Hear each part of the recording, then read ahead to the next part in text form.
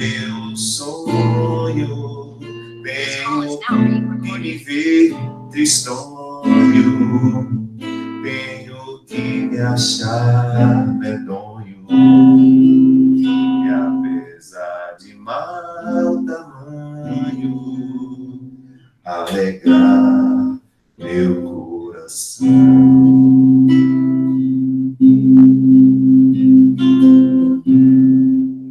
Se eu quiser falar com Deus,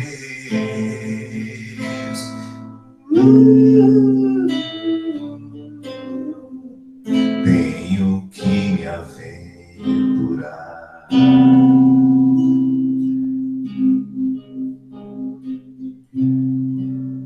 Tenho que subir ao céu,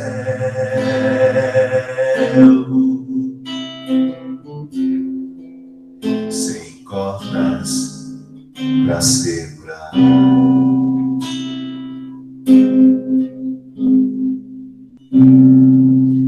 Tenho que dizer a Deus,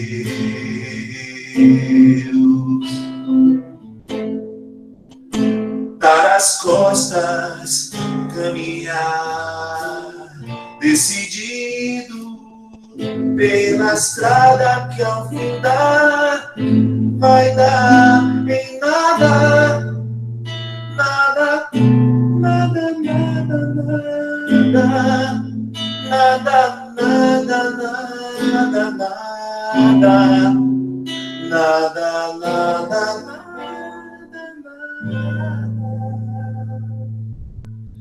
do que eu pensa vem contra.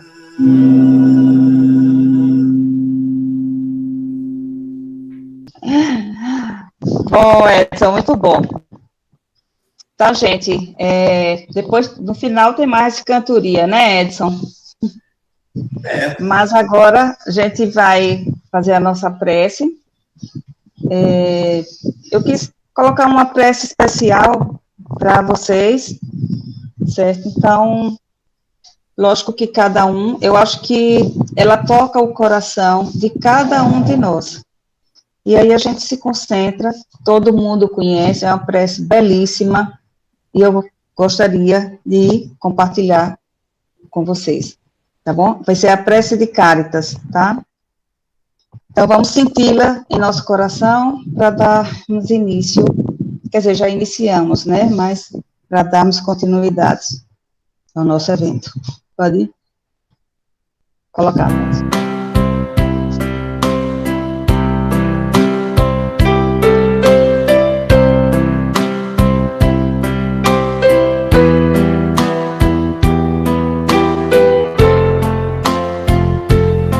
Deus, nosso Pai, que tendes poder e bondade, dai força àquele que procura a verdade.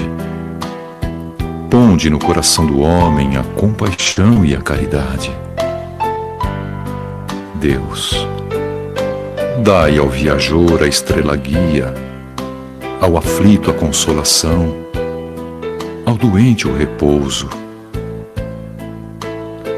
Pai, dai ao culpado o arrependimento, ao espírito a verdade, à criança o guia, ao órfão o pai. Senhor, que vossa bondade se estenda sobre tudo o que criastes. Piedade, Senhor, para aquele que não vos conhece, esperança para aquele que sofre.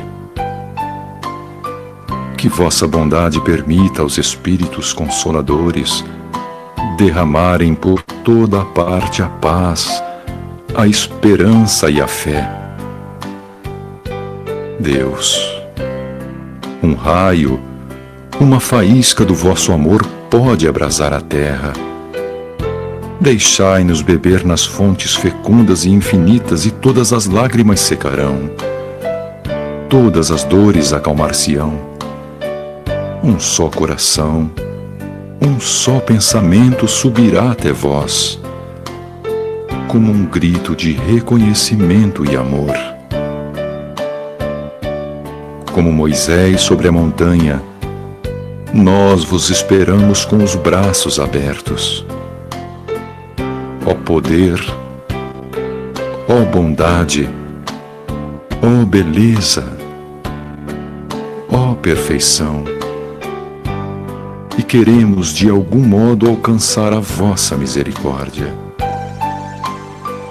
Deus, dai-nos a força de ajudar o progresso a fim de subirmos até vós.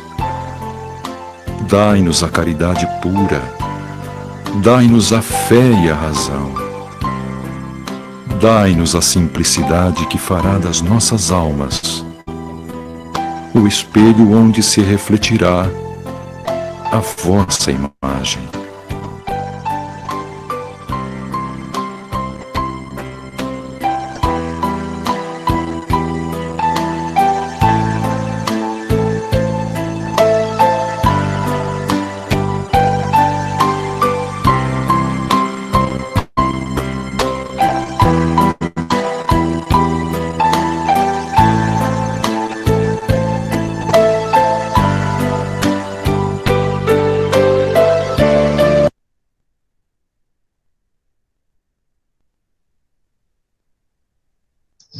Obrigada, Tati. Linda, né, gente? Essa prece é uma prece, eu acho que ela atende a todos os nossos apelos ao nosso Pai, né? Principalmente nesse momento em que estamos vivendo uma pandemia que a gente não pode esquecer, né? Todos aqueles que estão sofrendo nesse momento, né? Seja em qualquer circunstância e aonde estiverem, que eles recebam, né, as nossas vibrações de amor, de paz. Também nossos agradecimentos por esses 16 anos de existência do Paulo de Tarso, que tanto amor tem plantado na casa, que tanto trabalho tem desenvolvido, tanto aprendizado para tantos de nós, né?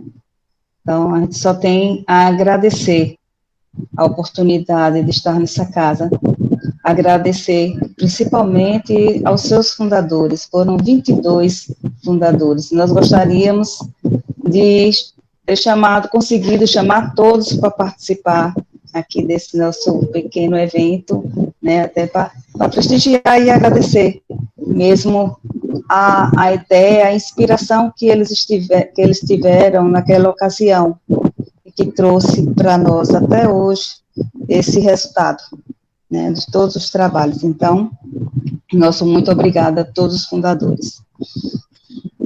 E não gostaria de dizer, aliás, que também o Paulo de Tarso, mesmo na pandemia, não sei se todos sabem, espero que sim, mas o Paulo de Tarso não fechou as suas portas, assim como todos os centros, né? Com exceção das reuniões doutrinárias, por motivos óbvios, todas as demais atividades estão em funcionamento. Todos os tratamentos magnéticos, todos os estudos, o curso de passe agora, esse ano, numa nova modalidade, né, que hoje a Dilce abriu, né, nós abrimos para o mundo, né, não foi só para o Brasil, para todo mundo. Outras atividades que também iniciamos em 2020, como a de Lourdinha, que é um tratamento através das vibrações, que ocorre às quintas-feiras. Tá? Tem um novo trabalho também, que iniciamos também o ano passado, por força até da Covid, a necessidade que sentimos de atender, que é coordenado por Rosiane, são os tratamentos magnéticos voltados exclusivamente para as pessoas que estão com Covid e também suas sequelas. Enfim, gente, há muitas atividades no Paulo de Tarso em andamento atualmente. Os estudos, enfim, nós não paramos. Mas eu não vou conversar muito, não. Vamos deixar tempo para o nosso palestrante, Adilson Mota, né, fundador do Paulo de Tarso, como Isaías, aqui presente também, foi fundador. Eu não estou vendo aqui na minha tela, não estou vendo Lourdes, estou vendo Lourdes também, foi fundadora, Alberto Gama também está aqui. Alberto Gama Ele está aqui? Alberto Gama? está. Ah, que bom. Alberto Gama está aqui. Francisco Leite, né? Por favor, vão dizendo aí. Enfim, são muitos, né? E Adilson fez parte desse, fundou a casa também junto com eles. Adilson, ele é psicólogo, né? Responsável pelo jornal Vórtice. Ele é o coordenador geral de todos os tratamentos magnéticos da casa. Tem um currículo imenso, gente. Né, Adilson? Me socorra. Mas eu vou passar a palavra para ele, que aí ele mesmo vai falar para vocês. A palavra é sua, Adilson. Obrigado, Rose. Boa noite a todos. Eu tentei de várias formas fugir dessa responsabilidade de hoje, oferecendo nomes de outros palestrantes, mas não teve jeito. A responsabilidade acabou caindo nas minhas mãos. Porque é uma responsabilidade toda especial a gente ter que falar no aniversário dessa casa que a gente devota tanto amor, tanto carinho por ela. Então, como eu disse, na verdade é uma grande responsabilidade fazer essa palestra hoje e uma grande honra, na verdade, poder participar dessa festa que é comemorar mais um aniversário da nossa instituição. Eu acho, Rose, que do meu currículo o mais importante é dizer que eu sou espírita. Eu acho que isso já basta. Não precisa dizer mais nada, somente que sou espírita. E foi com essa intenção que a gente se reuniu para fundar essa instituição. Mas antes de falar do Paulo de Tarso, eu gostaria de falar de um outro personagem muito importante da nossa história. Há exatamente 319 anos, era morto por enforcamento Joaquim José da Silva Xavier, o Tiradentes, em 21 de abril de 1792. Um jovem que tinha um ideal de liberdade e que, junto a um grupo de amigos,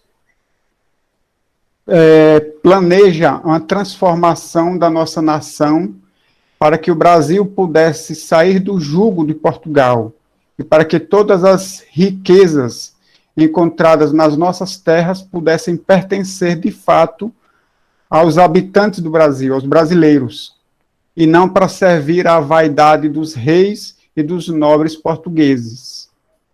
Então, por contrariar o pensamento dos poderosos, é que ele foi preso e enforcado a 21 de abril, conhecido como Tiradentes, já que ele era dentista. Seu ideal, seu sonho era que nós pudéssemos transformar este país numa grande nação. Mas há 16 anos, um outro grupo de amigos se reúne no Salão de Convenções da Federação Espírita do Estado de Sergipe, para aprovar a fundação do Instituto Espírita Paulo de Tarso. Era 21 de abril de 2005. Foram 22 amigos que se reuniram para que nós pudéssemos aprovar o primeiro estatuto da instituição, o nome que a casa levaria e a sua primeira diretoria. Inicialmente, o Paulo de Tarso ele recebeu o nome de Instituto de Ciência e Filosofia Espírita Paulo de Tarso. Mas acabou que esse nome não pegou mesmo o Instituto Espírita Paulo de Tarso. Foi o que ficou na mente, na memória dos participantes da instituição.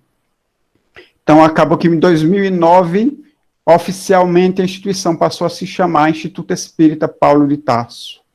Inicialmente, ela se instalou na União Espírita Sergipana. Ela não tinha uma sede, um local para funcionar suas atividades. Então, as atividades iniciais da instituição eram realizadas nas instalações da União Espírita Sergipana. E a 4 de maio de 2005, a diretoria se reuniu aprovando o aluguel de uma pequena casa no bairro Salgado Filho, à rua Silvio César Leite, 243A. E foi nessa data onde foi realizada, aliás, e a mudança oficial ocorreu da União Espírita Sergipana para esse endereço no dia 16 de junho, um pouco mais de um mês e meio quase, depois. E nessa data de 16 de junho de 2005 foi realizada a primeira palestra comemorativa como inauguração da casa, feita por Sandra Mara, que hoje reside na cidade de Campo do Brito. Tempos depois, vendo que aquela casa já não comportava as atividades que a instituição possuía, foi então providenciada a mudança para o endereço atual. Esta casa aí, que tinha essa cor horrível, mas que hoje já não tem mais essa cor, já foi pintada depois. Uma instituição que foi criada dentro do mesmo ideal de liberdade do Tiradentes, liberdade de pensamento e de consciência, propalado pelo Espiritismo, para que as pessoas que se agregassem à casa pudessem escolher o caminho do bem por livre vontade e não obrigado por dogmas ou pessoas, que sempre leva ao fanatismo e não à verdadeira fé. Criada em cima do lema do Espírito de Verdade, Espíritas, amai-vos, eis o primeiro ensinamento. Instruí-vos, eis o segundo. Por que o nome Instituto Espírita Paulo de Tarso? Paulo de Tarso, porque, como nós sabemos, era uma pessoa muito letrada, era um erudito. Ele tinha muitos conhecimentos. Então, o seu nome tinha tudo a ver com os objetivos da instituição do que aquele grupo inicial imaginava para a instituição espírita. Quando as pessoas pudessem estudar e praticar a caridade ensinada por Jesus e explicada pela doutrina espírita. Instituto, porque instituto lembra mais um local onde se educa, um local de educação. É uma instituição para a educação da alma, através do conhecimento e da prática da caridade.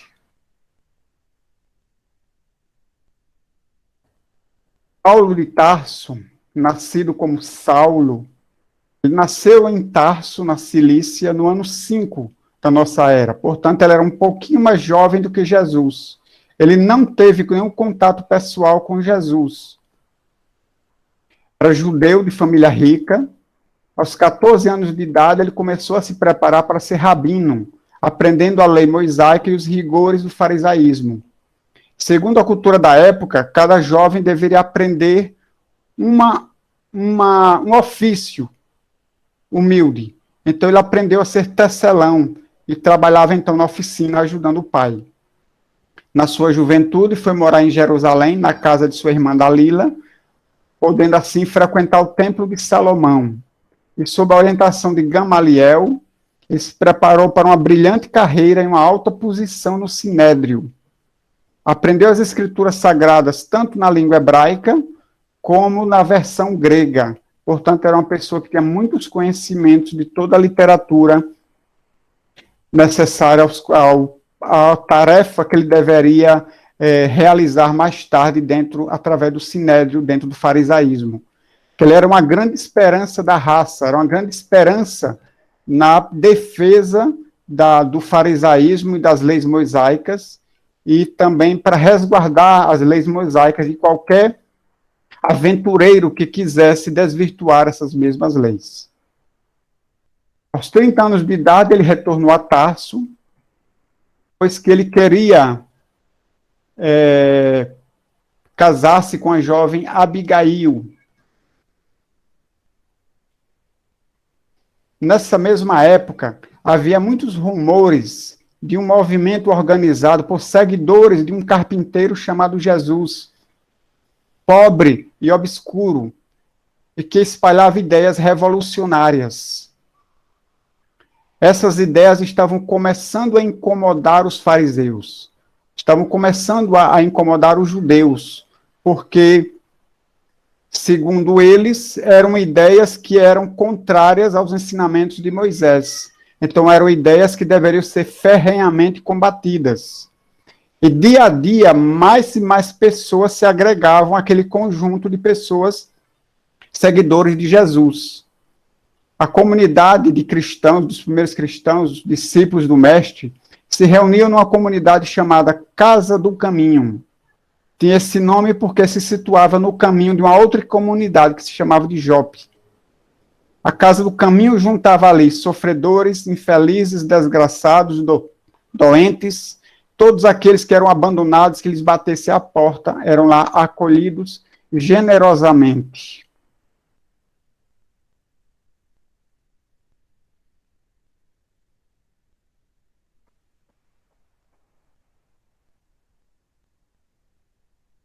É assim que nós imaginamos o que seria uma casa espírita, onde todos, sofredores, necessitados, infelizes, fossem acolhidos, da mesma forma que alguém que fosse mais abastada, que fosse um feliz do mundo, vamos dizer assim, entre aspas. Os felizes e os infelizes pudessem conviver juntos e serem tratados da mesma forma. Essas pessoas que eram acolhidas na casa do caminho eram aquelas que não tinham voz, ou que não eram vistas pela sociedade. Eram aquelas que não tinham como pagar os altos impostos da época, eram aquelas que os poderosos não tinham interesse, porque nada eles conseguiam agregar aos poderes que já possuíam. São, na verdade, os mesmos esquecidos e abandonados que nós temos hoje na nossa sociedade. Aqueles pelos quais a gente passa na rua e vira o rosto, ou que coloca a mão no nariz para não sentir o odor. São aquelas pessoas que a gente não sabe o nome, são aquelas pessoas que não tem ninguém para falar por elas, são pessoas que não são vistas nem ouvidas na nossa sociedade. São aquelas pelos quais a gente passa dentro dos condomínios de luxo e que a gente não sabe sequer o nome, às vezes não sabe nem o que é, qual é a função que a pessoa exerce ali onde a própria pessoa está morando. Então, são os esquecidos da sociedade. Imaginamos um centro espírita onde o promotor de justiça pode se sentar ao lado do mendigo, sem se preocupar se seu terno vai ficar manchado ou se o odor vai prejudicar a seu olfato sensível, acostumado aos perfumes caros e cheirosos. Aonde um médico ou um juiz possa se sentar ao lado de um gari e ser acolhido e tratado com a mesma deferência, com o mesmo respeito, tanto um quanto o outro, entendendo-se que são todos seres humanos da mesma forma e que o valor de cada ser humano não está na profissão que ele exerce, mas sim na honestidade do seu trabalho e nos valores da sua própria alma. Coisa que a doutrina espírita nos explica com tanta propriedade.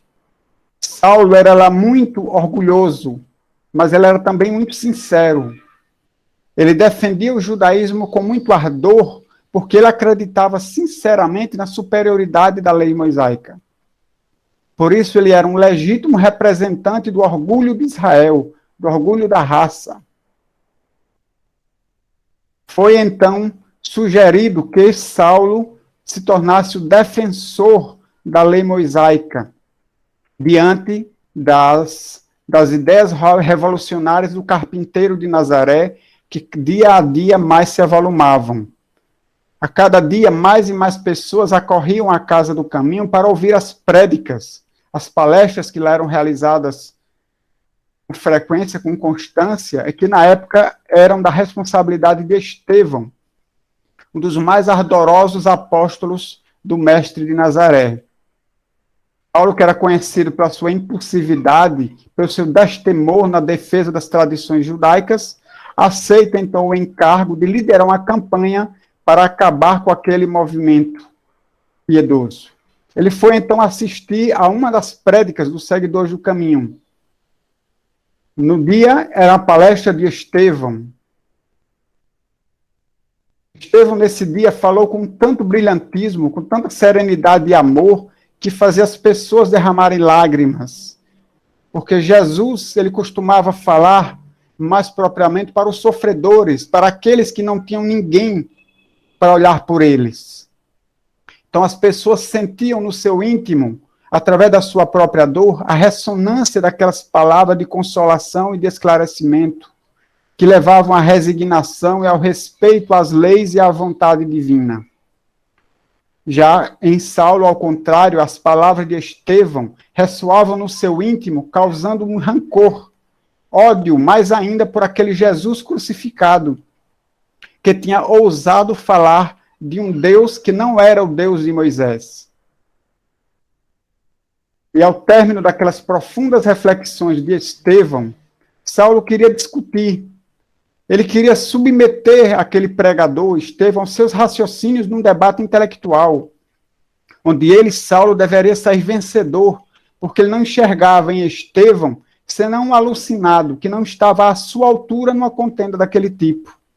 Mas Estevão, humildemente, renunciou a qualquer discussão, dando por encerrado o trabalho daquela noite. Resguardou-se assim no silêncio e na prece. E isso fez com que mais ainda se inflamasse o ódio de Saulo por Jesus e agora também por Estevão. Tanto que, tempos depois, Estevão foi levado à prisão para que pudesse ser julgado pelo Sinédrio, que era o alto tribunal da raça dos judeus. Quantas vezes nós tomamos essa mesma atitude que Saulo tomou diante de Estevão? Diante de alguma ideia que nós não concordamos, ou que nós achamos que está errada, quantas vezes nós queremos criar uma contenda, um debate intelectual, não a bem da verdade, mas a bem de alimentar a nossa própria vaidade, para que o outro possa saber que nós estamos com a razão, que nós somos o correto. E enquanto o outro não se rebaixa, enquanto o outro não se reduz e diz, realmente você está com a razão, a gente não se sente satisfeito, querendo contender, querendo debater, discutir, até que a gente consiga submeter o outro à nossa autoridade intelectual. Cometendo assim diversos erros, porque na realidade tomamos a nossa própria verdade, aquilo que nós entendemos como verdade, como sendo a balança que pode medir o que é certo e o que é errado, nas palavras seja de quem for. Entendendo que a verdade é muitas vezes relativa àquele que a pronuncia. É muitas vezes um ponto de vista dado sobre determinado aspecto, sobre determinado prisma de um problema. Esquecendo que a verdade de hoje pode ser o erro de amanhã e vice-versa. Esquecendo que aquilo que hoje tomamos como errado, amanhã pode ser provado que está correto. E muitas vezes esquecemos de tudo isso e na nossa vaidade, no nosso orgulho, preferimos nos encher de vaidade e combater o outro. Muitas vezes não combatemos nem a ideia que o outro traz, combatemos a pessoa, tornando aquilo uma discussão pessoal, porque o outro tem que se submeter à minha verdade, ao que eu acredito como correto. E assim acabamos muitas vezes criando intrigas, discussões, inimizades, gerando mágoas e ressentimentos em nós mesmos ou nos outros, como aconteceu com Saulo, que acabou gerando todo um rancor, toda uma raiva de Estevão a partir daquele momento. Estevão, depois da prisão, foi levado a julgamento pelo Sinédrio, pelo tribunal judaico, foi morto por apedrejamento, numa cerimônia elaborada e conduzida por Saulo. Ele coordenou toda uma cerimônia em que Estevão seria morto por apedrejamento, para que ele viesse a servir de exemplo para os demais, para que as pessoas não se atrevessem a contrariar os princípios das leis de Moisés, mas que se submetessem a ela em todos os seus rigores, em todos os seus pormenores. Saulo, como eu falei, ele intencionava casar com Abigail, que era, na verdade, uma alma de sua alma. Era aquela que conseguia atenuar os ardores do seu espírito impulsivo e resoluto. Mas Saulo descobre que Estevão, que ele conduziu à morte, era o irmão de Abigail que se havia perdido. E tendo essa notícia, ele não podia mais consorciar-se com Abigail. Como ele poderia se casar com aquela a quem ele subtraiu o irmão? Apesar de que Abigail humildemente aceitava casar-se com Saulo, mesmo nessa circunstância. Ela silenciaria por toda a sua vida aquele episódio da morte de Estevão, para que Saulo não fosse contrariado no seu amor próprio, no seu orgulho. Mas Saulo, orgulhoso, jamais poderia aceitar consociar-se com Abigail, sabendo que ele tinha mandado matar o irmão. Isso fez, mais uma vez, com que Saulo fosse cada vez mais insulando-se dentro do seu próprio ódio, dentro dos seus rancores. E a esse tempo, ele só intensificava mais e mais a perseguição àqueles primeiros cristãos, que em realidade naquela época ainda não se chamavam de cristãos. Ainda não eram chamados por esse nome, mas eram conhecidos como seguidores do caminho, ou como homens do caminho, ou seguidores do Nazareno, algo assim. Então, milhares de seguidores do Evangelho fugiam de Jerusalém para terras distantes, temendo as perseguições de Saulo. Muitos eram açoitados, presos, apedrejados, famílias inteiras se desfaziam, espalhavam-se mundo afora, com medo de serem perseguidos por Saulo. Tempos depois, Abigail acaba adoecendo e definhava cada dia mais, tendo recebido então a visita de um velho chamado de Ananias, um convertido ao Evangelho, que falava a Abigail das claridades do reino de Deus prometido por Jesus. Essa foi a gota d'água, porque Saulo, a cada dia, como relata o Espírito Emmanuel no livro Paulo e Estevão, Saulo a cada dia recebia notícias de algo relacionado a Jesus. Eram mães aflitas que vinham pedir para os seus filhos que estavam sendo perseguidos ou tinham sido presos porque eram cristãos. Eram pessoas que eram levadas à morte, ao apedrejamento, eram novos aprisionados, eram pessoas que eram tornadas escravas porque eram cristãs. Agora era a notícia de que Abigail foi convertida também ao Evangelho por esse velho chamado de Ananias. Ele tinha matado Estevão, cristão, porque sem saber que era o irmão de Abigail, da sua noiva. Ou seja, eram muitas coisas que machucaram o seu coração de forma contundente e dolorosa. Então, a angústia íntima aumentava cada dia mais, e ele, cada dia, quanto mais ele se sentia angustiado, mais ele se sentia no dever de ampliar as perseguições aos cristãos. Como uma fera, quanto mais ela se sente acuada, mais ela se sente ferina, e mais ela encontra forças para contra-atacar, porque ela se vê como que é encurralada. E tudo isso, todas essas provas para o espírito de Saulo aconteciam por um propósito. Jesus, ele muito investiu na transformação de Saulo, para que ele pudesse servir de exemplo para as gerações futuras, da transformação que cada um de nós pode levar a efeito, pode realizar em si mesmo, deixando o homem velho para trás e fazendo surgir o homem novo, de forma definitiva e não titubeante, como muitas das vezes a gente faz. Então, depois daquela notícia de que Abigail foi convertida ao Evangelho, ele começou a nutrir um ódio também pelo velho Ananias, por ser ele o responsável por ela ter sido convertida ao Evangelho. Ele então procurou e acabou recebendo autorização do Sinédrio para ampliar as perseguições aos cristãos em outras terras. Assim, ele resolveu ir a Damasco para organizar lá a perseguição aos cristãos. Mas havia também nessa viagem um interesse particular. Era lá que vivia o velho Ananias, responsável pela conversão de Abigail. Então ele tinha um interesse todo pessoal. Ele queria perseguir os cristãos de Damasco, em particular Ananias. Porque para Saulo, Ananias era o destruidor da sua felicidade, pois ele abriu de vez um grande abismo entre a sua alma devota a Moisés e a suavidade daquela que poderia ter sido a sua noiva. Quantas vezes isso acontece conosco? Da gente se sentir com a alma opressa, com a alma angustiada, e ao invés da gente buscar o lenitivo do Evangelho, as lições de Jesus, muitas vezes a gente se desespera, a gente se desencaminha, a gente esquece da proteção divina que existe para todos nós, e a gente acaba se entregando muitas vezes a um desequilíbrio até maior, que gera um sofrimento maior ainda do que aquele que a gente já tinha.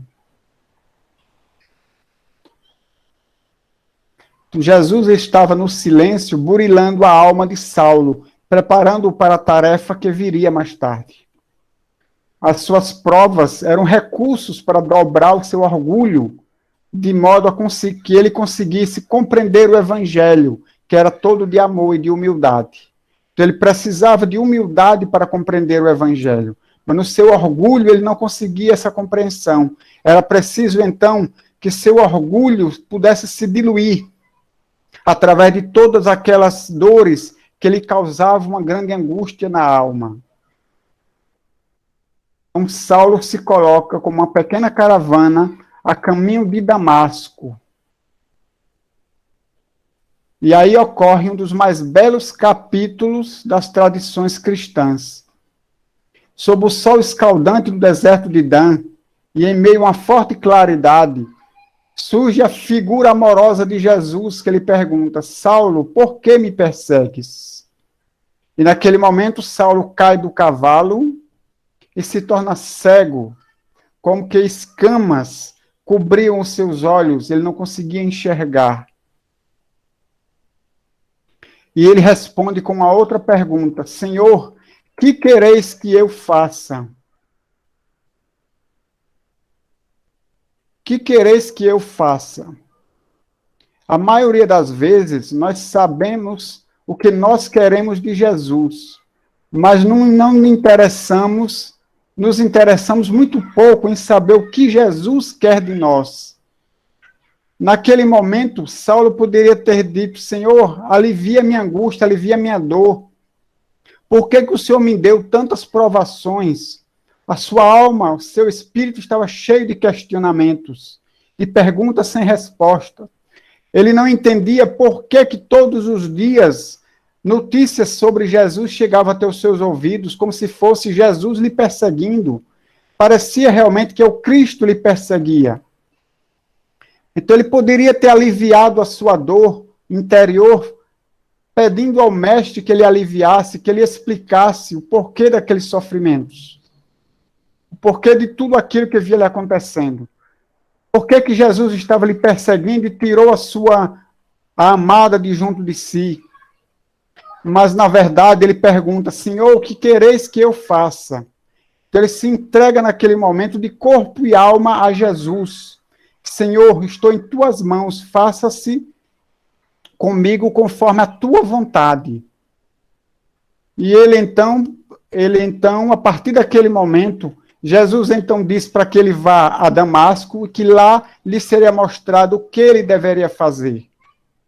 É quando então em Damasco ele vai encontrar com Ananias, e Ananias vai restabelecer a sua visão e vai iniciá-lo nos conhecimentos do Evangelho de Jesus. Interessante é que a partir desse instante, Paulo sofre uma transformação interior gigantesca, porque a partir daquele momento ele desenvolve uma grande motivação, um grande desejo de conhecer mais e mais a respeito de Jesus e das suas peregrinações, dos seus ensinamentos, dos seus feitos, porque ele ouve Ananias ávido de conhecimento. Tudo aquilo que Ananias tinha para ensinar, ele recebe de coração aberto, conseguindo compreender. Seu orgulho finalmente tinha sido quebrado. Ele tinha caído do cavalo, ele tinha ficado cego, abandonado, porque aqueles que lhe acompanhavam naquela caravana simplesmente retornaram para Jerusalém e o deixaram sozinho com um guia, que ele conduziu até a casa de um amigo em Damasco, mas esse amigo não quis lhe receber, porque achava que ele estava louco, alucinado, então não poderia recebê-lo diante de tantos amigos influentes que estavam de visita na casa. Ele então vai se hospedar em uma pequena estrebaria, numa pequena hospedaria, melhor dizendo, E lá ele fica no aguardo de que Jesus lhe mostrasse o que ele deveria fazer a partir dali. Interessante também é que Jesus vai aparecer para Ananias e dizer a Ananias, Jesus conta para Ananias como é a situação de Saulo. E diz a Ananias para procurar Saulo, lhe diz o endereço onde Saulo se encontra, que lhe restabelecesse a sua visão. Enfim, Ananias confia completamente naquela visão, no que Jesus lhe disse. A sua fé era imensa, em nenhum momento ele titubeou. Como assim eu vou procurar o perseguidor dos cristãos? Ele poderia ser amedrontado, mas Senhor, como é que o Senhor me manda uma missão dessa? Procurar o perseguidor dos cristãos, me encontrar com ele? Como será que ele vai me receber? Como ele vai me tratar? Mas Ananias não questionou, simplesmente foi até aonde se encontrava Saulo, restabelecendo a sua visão e depois passando para ele os ensinamentos de Jesus pouco a pouco.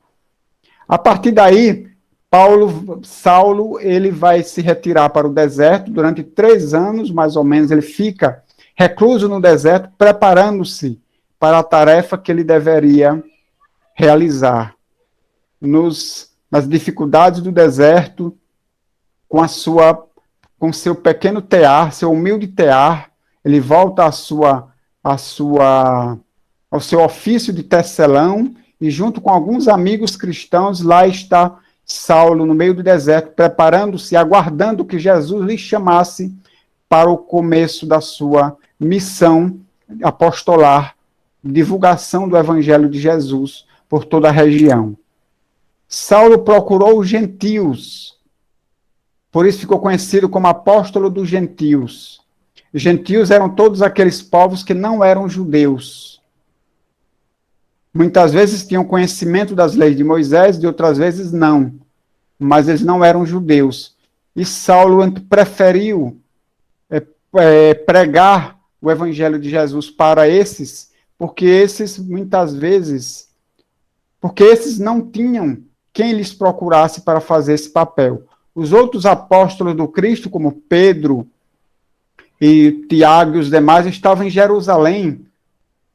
Outros estavam em outras regiões, mas entre os gentios não tinha ninguém. Saulo, então, resolve ir até os gentios, inicialmente junto com Barnabé, e depois sozinho, ou juntamente com Lucas, ou com algum outro discípulo seu, mas estava ele fundando diversas igrejas entre os povos gentios, espalhando assim o mais longe possível os ensinamentos de Jesus, de modo que hoje nós no Ocidente conhecemos o Evangelho de Jesus graças às peregrinações de Paulo, que depois mudou seu nome de Saulo para Paulo, para marcar assim a sua mudança de vida. O homem velho chamava-se Saulo, o orgulhoso israelita, o orgulhoso fariseu, que era a esperança da raça para defender as leis de Moisés. Mas Saulo, ele muda de nome para Paulo, era um novo homem, era o homem renovado pelo Evangelho de Jesus, que agora não mais espalhava a lei de Moisés, mas sim os ensinamentos do Evangelho do Cristo, de amor e de humildade. Emmanuel, com toda a razão, chama Paulo de campeão da caridade, porque ele sacrificou a sua existência, sacrificou em tudo, para que ele pudesse divulgar o Evangelho. Colocou o Evangelho do Cristo acima de tudo e em primeiro lugar na sua existência, na sua vida. Pensam que depois que ele se converteu ao Evangelho, as provações passaram? De forma alguma. Enquanto ele era fariseu, enquanto ele era um dos poderosos no Sinédrio, perseguidor dos cristãos, enfrentou inúmeras provações para que sua alma orgulhosa pudesse se revestir da humildade cristã. Depois de convertido ao Evangelho, ele enfrenta muito mais perseguições, muito mais dificuldades e provações, mas só que agora, como disse Jesus, o jugo era leve e suave, porque as provações que ele enfrentava eram graças ao seu trabalho de divulgação do Evangelho. Quantas vezes, diante de algum trabalho na casa espírita, a gente às vezes precisa passar por uma determinada dificuldade, enfrenta um determinado dissabor, e a gente às vezes abandona o trabalho porque acha que aquele dissabor, que aquela prova, aquela dificuldade é demais para a gente suportar. Ou a gente se enche de vaidade e acha que estão sendo injustos conosco, e a gente acaba abandonando uma tarefa, o nosso lugar de tarefeiro, e a gente acaba se insulando no nosso próprio orgulho e na nossa vaidade. Como na lição do Evangelho segundo o Espiritismo, obreiros do Senhor. São aqueles que deixam de lado as suas diferenças, que se munem de tolerância e de compreensão, para que possam juntos continuar trabalhando. Precisamos olhar mais as nossas diferenças com mais tolerância, com mais compreensão. Precisamos acolher generosamente as outras pessoas do jeito que elas são e do jeito que elas pensam. Sermos mais compreensivos com o jeito de ser, de pensar e de agir das outras pessoas. Pensando que, na realidade, as diferenças não nos afastam, mas nos completam, nos complementam. As diferenças podem servir para nos unir. E cada um de nós, hoje, no Paulo de Tarso, um tijolinho. Um tijolinho unido ao outro pela argamassa do amor, da fraternidade, da tolerância. Que esses tijolinhos, que somos cada um de nós, estejamos cada vez mais unidos para que as estruturas da instituição, a estrutura espiritual da instituição, seja cada vez mais forte para enfrentar as intempéries e para que nós estejamos cada vez mais fortalecidos e unidos pela compreensão, pela tolerância, pela fraternidade, uns para com os outros, sabendo nos aceitar uns aos outros como somos. Afinal de contas, somos todos diferentes e ninguém é igual a ninguém. Se quisermos encontrar pessoas iguais a nós para trabalharmos juntos, vamos trabalhar sozinhos, porque não existe ninguém que seja exatamente igual ao outro. Somos cada um de nós uma individualidade em diferentes processos de aprendizado, de progresso espiritual. Uns que conhecem um pouco mais sobre algo, outros que conhecem um pouco mais sobre alguma outra coisa, uns que trabalham em determinada área porque se afinizam com ela, outros que trabalham em outra determinada área porque são mais afins com aquela, mas o importante é que todos nós estejamos unidos e trabalhando, colocando a causa e a casa acima de nós mesmos, nos sacrificando muitas vezes, quando necessário, para que o ideal espírita cristão possa prevalecer acima de tudo, para que a pureza do espiritismo e do evangelho possa prevalecer acima de tudo. É interessante como muitas vezes a gente vê que quando as pessoas estão com dificuldade, elas procuram a casa espírita, o que é natural, mas muitas vezes quando o espírita está com dificuldade, ele prefere se afastar da casa espírita, talvez com vergonha dos seus companheiros lhe verem em dificuldade, lhe verem como uma pessoa imperfeita, como uma pessoa que tem as suas limitações, mas na realidade não somos todos seres humanos, ora. Jesus, ele se confiou na sua tarefa a Paulo, a Saulo, entregou a sua maior tarefa de divulgação do evangelho a Saulo, orgulhoso, perseguidor dos cristãos, ordenou a morte. A primeira perseguição, o primeiro cristão morto por ser cristão foi Estevão, sob o comando de quem? De Saulo. E foi essa pessoa que Jesus escolheu para divulgar o evangelho. Então, nós somos todos limitados, todos nós temos as nossas limitações, temos as nossas fraquezas, as nossas dificuldades. Mas Jesus confiou a nós a responsabilidade de levar adiante a tarefa de divulgar o Espiritismo através do estudo e através da prática da caridade. Então, Paulo de Tarso, através da contribuição de cada um de nós que estamos aqui, oferece um pouquinho, cada um de nós que estamos hoje fazendo parte da casa, e aqueles que não mais estão ligados ao Paulo de Tarso, porque dos fundadores, dos 22 fundadores da instituição, apenas eu permaneço na casa até hoje. Mas isso não significa nada, isso não importa. Aqueles que passaram por ela, ou que ainda fazem parte da instituição, deixaram ou deixam um pouquinho de si, uma pequena contribuição, para que a casa fosse crescendo cada vez mais, para oferecer a cada um de nós a oportunidade de aprender, a oportunidade de trabalhar, a oportunidade de enfrentar dificuldades, sabendo que tem outro ao seu lado que pode fazer isso. Eu não posso jamais esquecer que quando eu fui acometido de do AVC, eu não posso esquecer do grupo de pessoas que se juntou para me aplicar um passe todos os dias. Mais de 15 pessoas se revezavam de duas em duas, em todos os dias da semana, de domingo a domingo, finais de semana e feriados, ou qualquer dia que fosse, para me aplicar um passe, para me auxiliar na minha recuperação. Então a gente não pode esquecer isso, porque esse é o ideal espírita cristão, da fraternidade, da solidariedade, do amor ao próximo.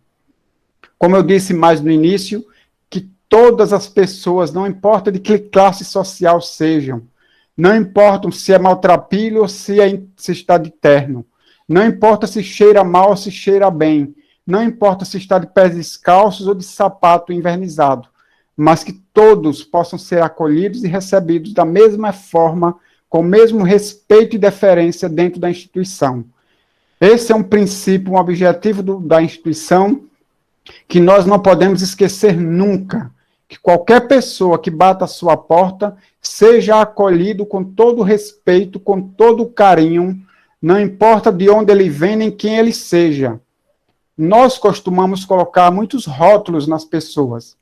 Fulano é prostituta, fulano é viciado, fulano é marginal, fulano é mendigo. Mas Jesus, ele só conhecia um único rótulo, que era o de irmão.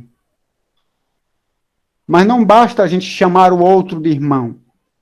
A gente tem que sentir dentro de nós que o outro é o nosso irmão e agir conforme esse pensamento. Agir com o outro dentro de uma verdadeira irmandade, como era característica dos discípulos de Jesus lá na casa do caminho. Havia uma verdadeira fraternidade, uma verdadeira irmandade. Não significa que eles pensavam todos iguais, todos da mesma forma. Eles também discordavam, eles também divergiam. Mas a divergência não era pessoal. Era divergência de ideias. Não era divergência entre as pessoas. Mas eles se respeitavam, se toleravam e colocavam, acima de tudo, como mais importante do que eles mesmos, a mensagem do Evangelho que precisava ser divulgada não apenas por suas palavras, mas por suas ações e pelos seus sentimentos, pelos seus exemplos. Como Jesus disse, meus discípulos serão conhecidos por muitos se amarem. Então, nós somos discípulos de Jesus. Se nós realmente nos amarmos uns aos outros, podemos nos chamar de discípulos de Jesus. Se não, ainda estamos a caminho para um dia alcançar esse título. Precisamos realmente aprender o amor ao próximo, com todos aqueles que chegam na instituição. Que o Paulo de Tarso ele possa se manter sempre aberto para receber todos aqueles que necessitam, sejam dos bens do corpo, sejam os bens da alma. Mas que a casa esteja sempre de portas abertas para receber os que precisam e lhes fornecer aquilo de que eles estão precisando, acolhendo-os com generosidade, com amor e com fraternidade.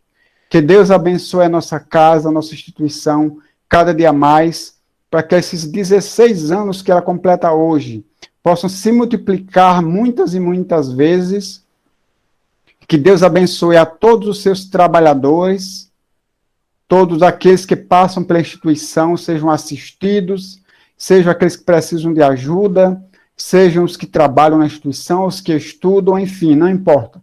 Todos aqueles que passarem pela instituição possam levar consigo um pouco de luz, um pouco de alegria, um pouco de paz. Que Deus abençoe a toda a instituição e seus trabalhadores e as pessoas que fazem parte dela, cada um que é um pequeno tijolinho que faz a instituição, que constitui a instituição, hoje e sempre. Deus abençoe a todos cada vez mais. Assim. agradecendo a cada um de vocês pela presença, agradecendo a Adilson pela brilhante palestra, foi muito rica. Então, nós realmente fomos inspirados quando indicamos ele para fazer essa palestra. Parabéns, Adilson, muito obrigada. Muito obrigada a cada um de vocês. Eu vou passar agora a palavra para Tereza, que vai fazer a prece final, mas vocês ainda vão ouvir um bocadinho do nosso cantor, Edson. Cada vez mais. Grandeza de conhecimentos, lembrança que nos passou. Só podemos dizer que somos companheiros, amigos, irmãos, que vivem alegres pensando no bem. A nossa alegria é de bons cristãos, não fere a Jesus, não ofende a ninguém. E neste clima de muita alegria, e com emoção, né, a flor da pele, agradecemos a todos estes, no momento 63, 64 encarnados que aqui estiveram, se fizeram presente. E a imensidão dos desencarnados que, congratulando-se com este momento, podemos agradecer, louvar e pedir. Agradecer por todos estes momentos de luz, este banquete de luz que nós estamos recebendo e as bênçãos que são derramadas sobre cada um de nós aqui. Louvar ao Mestre Jesus, que possamos cada vez mais amá-lo, amá-lo e amá-lo. Aprender a amar e colocar ele sempre como leme nas nossas vidas. E pedir para que cada tijolinho deste, como lembrou nosso amigo Adilson, possa cada vez unido e fraterno estar de mentes, corações e braços abertos para receber a todos quantos nos procuram, sejam na casa ou não.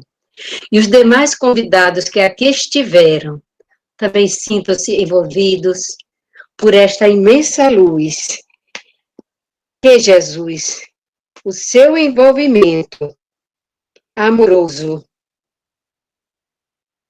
nos una cada vez mais e que a sua luz, Mestre, se faça sobre todos nós, que sempre sabemos que amar e servir é o lema de sempre. Gratidão e reconhecimento. Bênçãos de luz sobre todos que aqui estão. Que assim seja.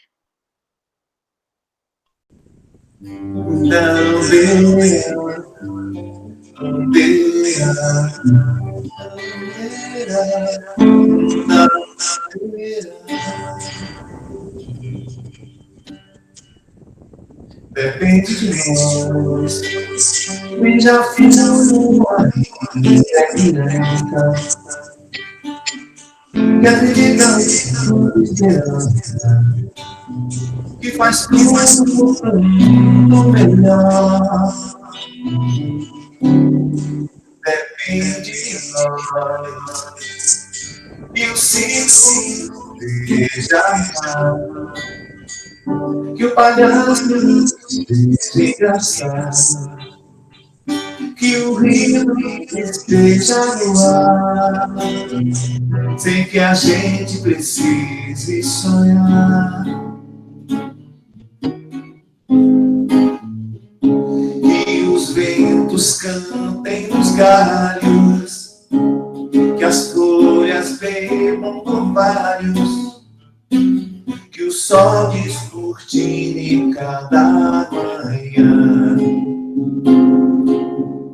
Depende de nós, se esse mundo ainda tem jeito, apesar do que o homem tem feito, se a vida sobreviverá viverá. Depende de nós. La, la, la, la. La, la, la, la, la, la, la, la.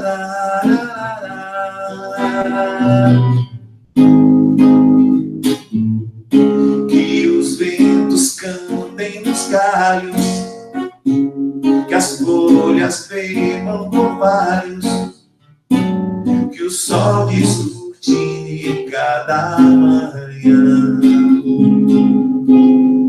Depende de nós se esse mundo ainda tem jeito, apesar do que o homem tem feito, se a vida sobreviverá. Depende de nós, quem já foi ou ainda é criança, que acredita e tem esperança, que faz tudo pro mundo melhor. Depende de nós se esse mundo ainda tem jeito, apesar do que o homem tem feito, se a vida sobreviverá. Depende de nós. Depende de nós. Depende